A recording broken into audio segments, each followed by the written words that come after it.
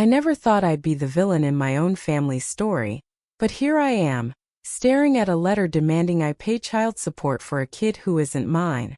All because I inherited my mom's house, a house my dad and his mistress think entitles them to my wallet. I'm 24, and my life's been a roller coaster since Mom passed away 2 years ago. She was my rock, the one who held our family together through Dad's endless business trips and late-night meetings.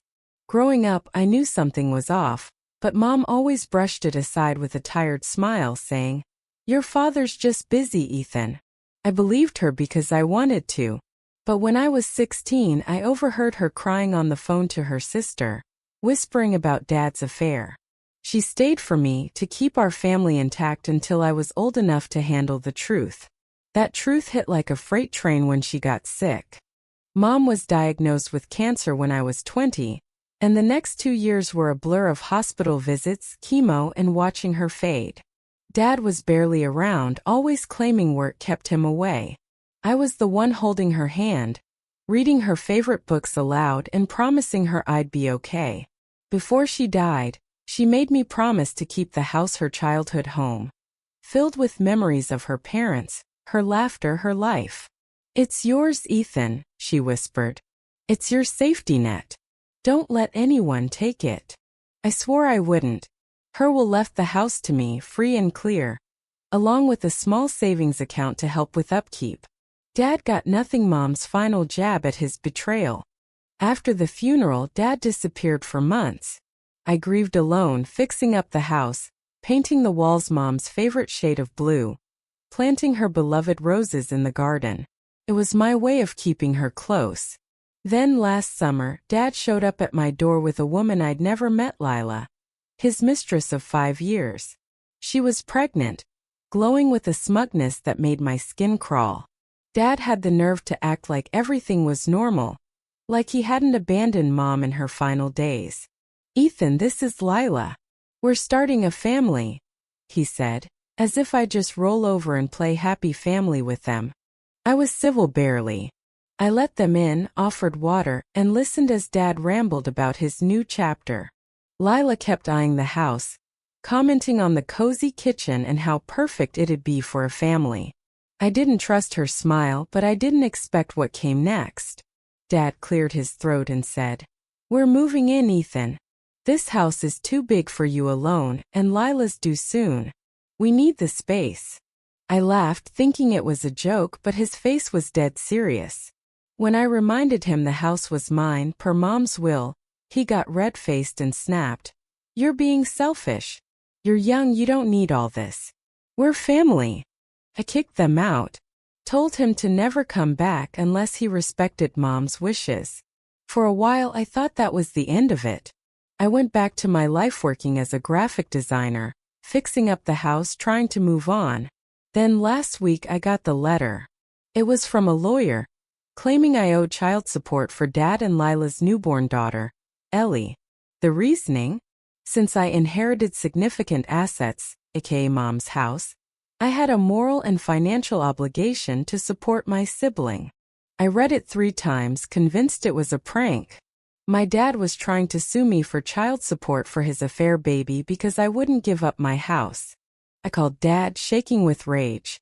He didn't even sound ashamed. "Ethan, you're sitting on a gold mine," he said. "That house is worth $500,000. Sell it, split the money, and help us raise Ellie.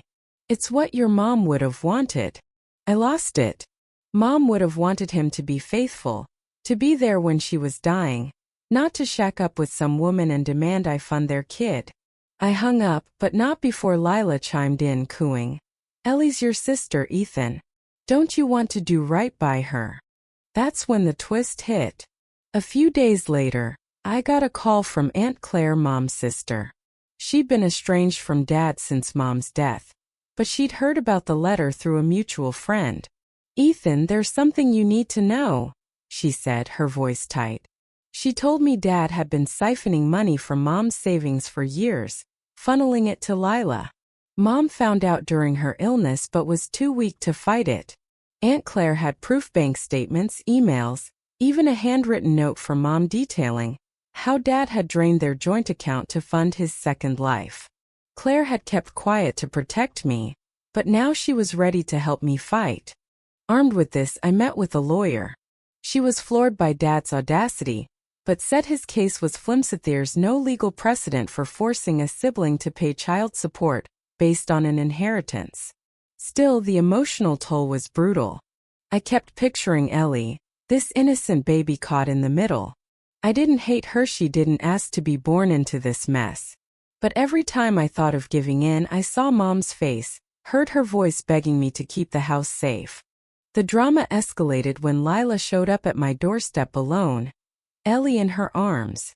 She was crying, saying Dad had left her, that she couldn't afford formula or rent. "You're all Ellie has," she sobbed, holding the baby out like a bargaining chip. I wanted to slam the door, but I couldn't. Ellie was tiny with big blue eyes, and for a moment I felt a pang of guilt. Was I the asshole for saying no? I let Lila in, gave her some cash for diapers, and told her to get a real job instead of leaning on Dad's schemes. She left, but not before muttering, "You'll regret this." I went to therapy after that, trying to untangle the guilt and anger.